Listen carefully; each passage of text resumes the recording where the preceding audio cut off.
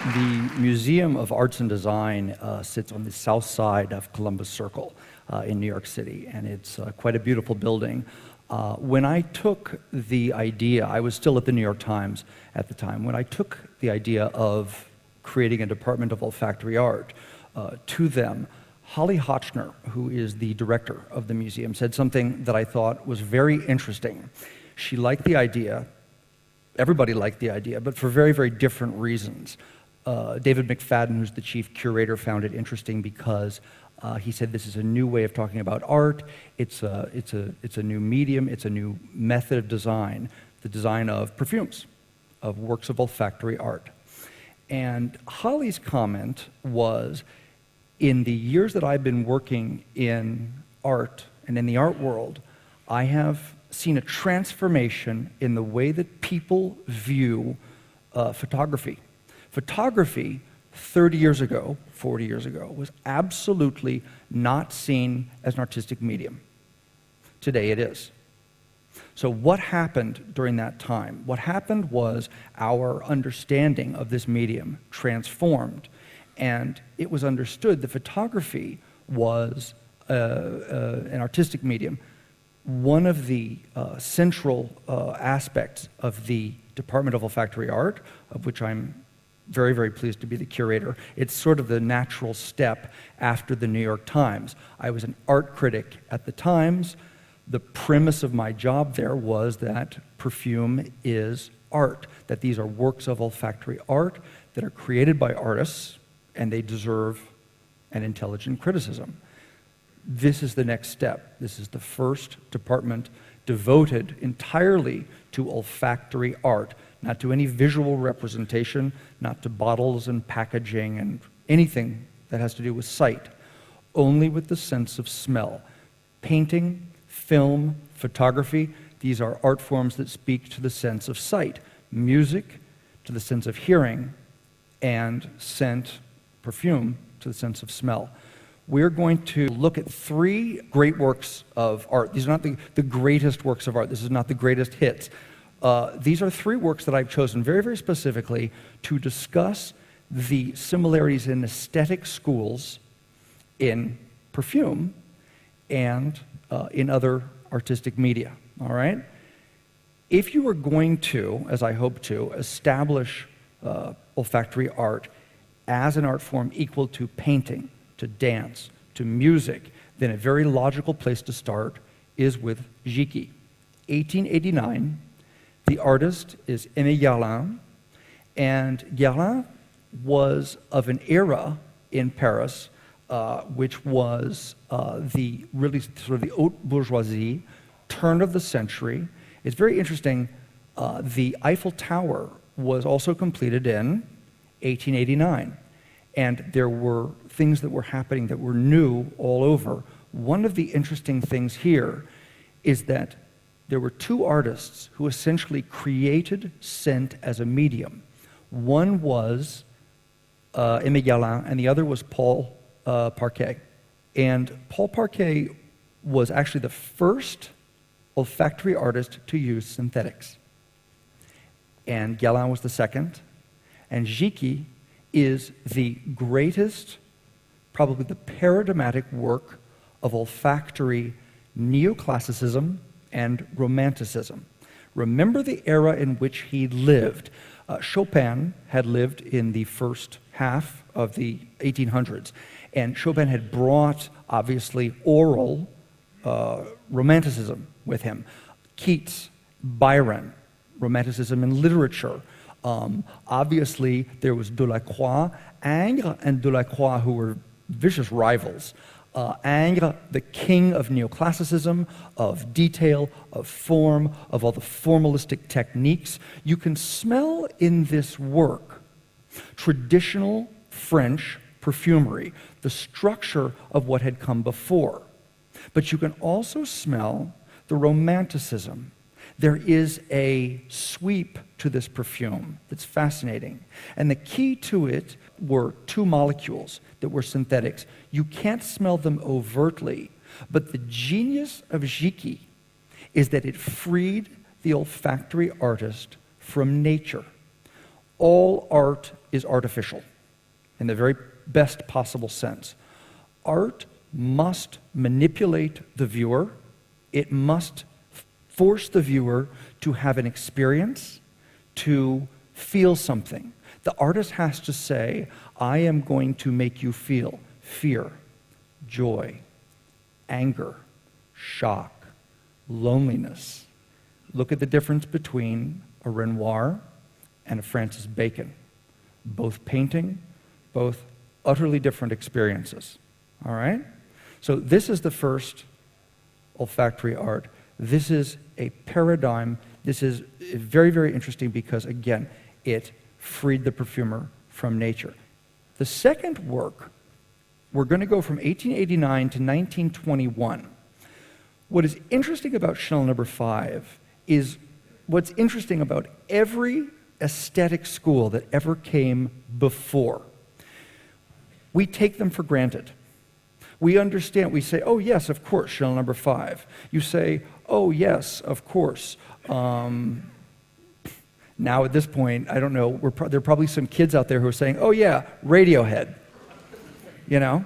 And at the time, these things are new, but they become accepted and they change the way we see things. I was reading a wonderful article on T.S. Eliot and modernism when I was flying over here in the New Yorker by Louis Menand, and who's brilliant writer. And Luke was writing about modernism, and he said that modernism takes the traditional form and it conserves it. In particular, T.S. Eliot did this, but it twists it. It makes it different. It makes it conform to something that makes you look at everything that's come before differently, and that will influence everything that comes after. Now, this is Chanel No. 5. Do you know what's so different about the structure?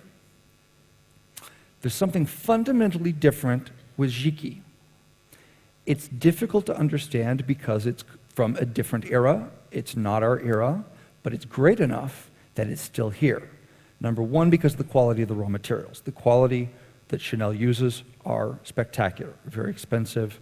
They're wonderful. That's one of the reasons that it has stayed around. But what's fascinating about what Ernest Beau did is that in 1921, he created the world's first great modernist work of art. All right? Who's another great modernist? I would choose, as an example, Mies van der Rohe. Mies van der Rohe created the Bauhaus School, also the International School.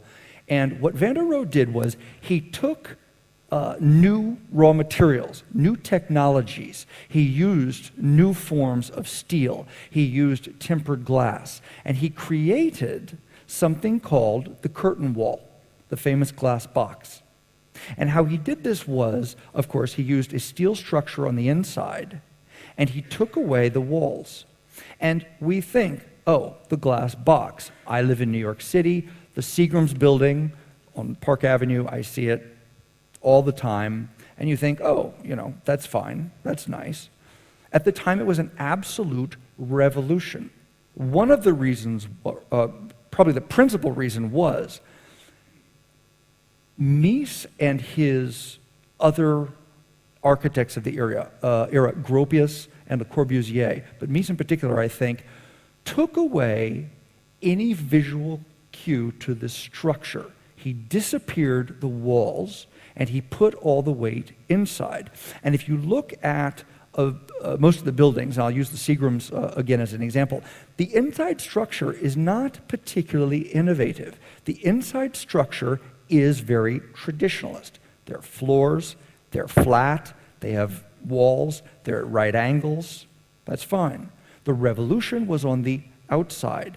He took a traditional building and, as Luc Menand said about T.S. Eliot, he kept the basic form, but you entered this building through a curtain wall of glass. And nobody in the history of human beings had ever entered a work of architectural art in that way ever before. That was, I think, 58 was the Seagram's building, I think. And this is 1921. So 40 years earlier, This artist, Ernest Beau, whose patron was, in this case, a styliste, Coco Chanel, and she commissioned him to create a work of art for her.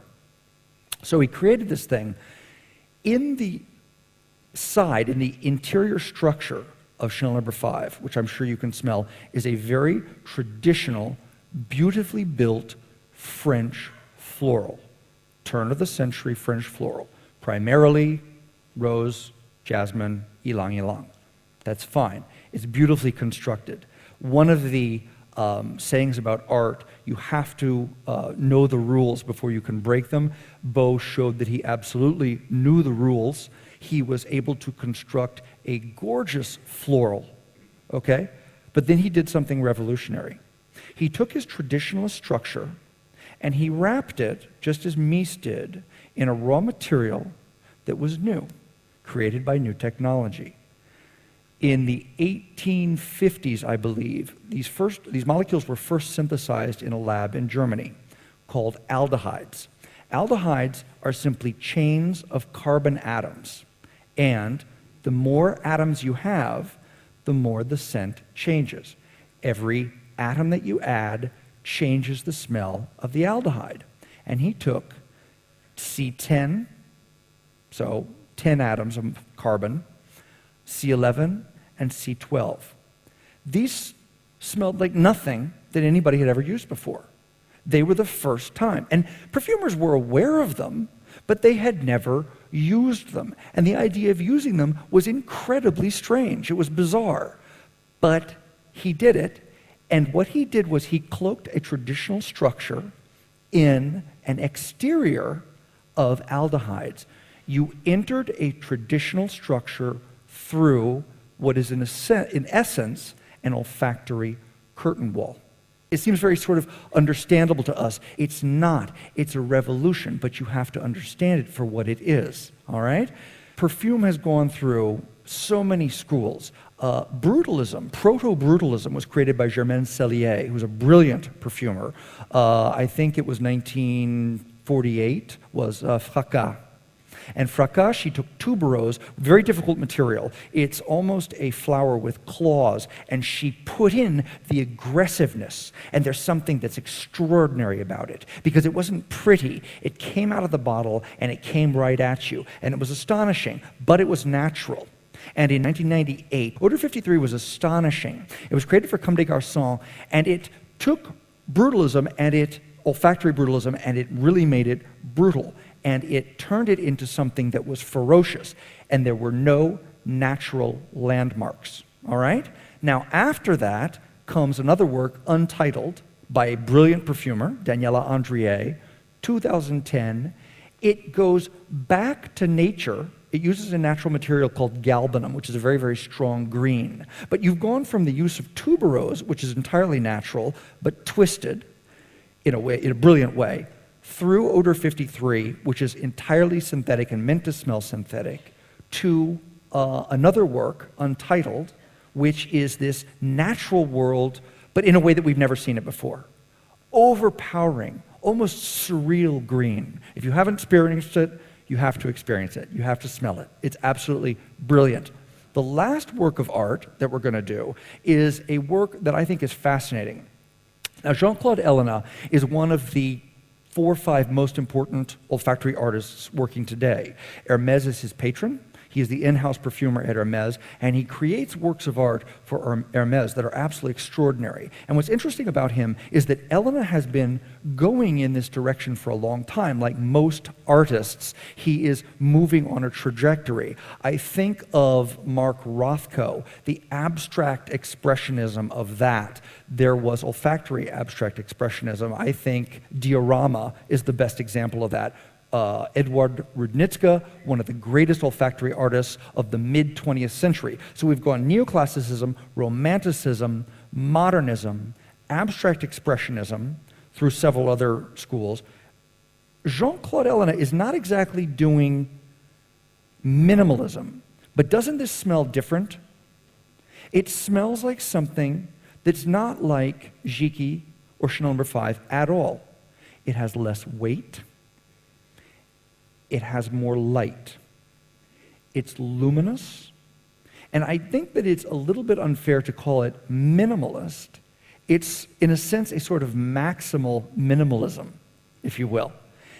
Elena creates these things that are phenomenally beautiful, but not in any traditional sense. When you wear beautiful perfumes, for example, L'Interdit.